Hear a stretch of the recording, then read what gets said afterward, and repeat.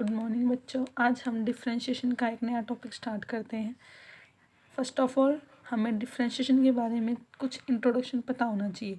जैसे कि आपको दिया हुआ डिफ्रेंशिएशन को हम d/dx के द्वारा नोटेशन, ये हमारी क्या नोटेशन है, d/dx से हम इसको डिनोट करते हैं।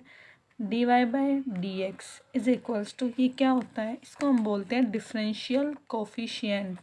दैट मीन्स एक तरीका और इसको बोलना क्या, dy/dx डेरिवेटिव ऑफ y वाले फंक्शन का विद रिस्पेक्ट टू x के फंक्शन के रिस्पेक्ट में। तो हमें फर्स्ट ऑफ ऑल कुछ फॉर्मूले हैं, उनके बारे में पता होना चाहिए। जैसे क्या दिया हुआ है, सबसे पहला आपका डिफरेंशिएशन का ये फॉर्मूला होता है x⁴n। हमने नोटेशन लिया अपना d/dx x⁴n का।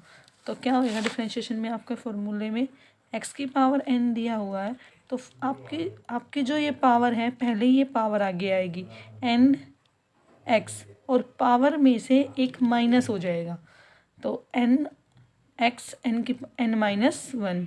और फिर जो ये फंक्शन है x का फंक्शन का x के रिस्पेक्ट में डेरिवेटिव क्या होगा, 1। तो हमारा ओवरऑल डेरिवेटिव क्या बन गया, n x n-1। इसी तरह अब हमें ये दिया हुआ है, एक चीज़ हमें ये और पता होनी चाहिए कि जो आपका कांस्टेंट फंक्शन होता है ना, जैसे a, अब कहा जाए d/dx किसका निकालना है, a का।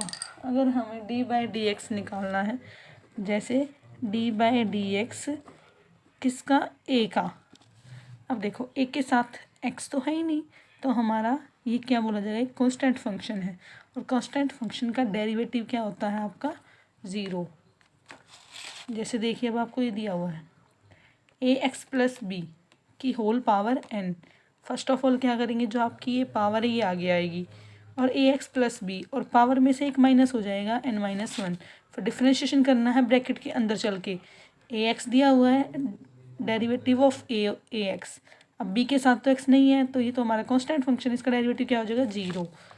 करिए आगे सोल्व, ये वाला स्टेप एज इट इज़। फिर x का डेरिवेटिव x के रिस्पेक्ट में 1, लेकिन इसके साथ मल्टीप्लाई में क्या है, a, तो यहाँ पे a हमारा कांस्टेंट की तरह हो गया ट्रीट।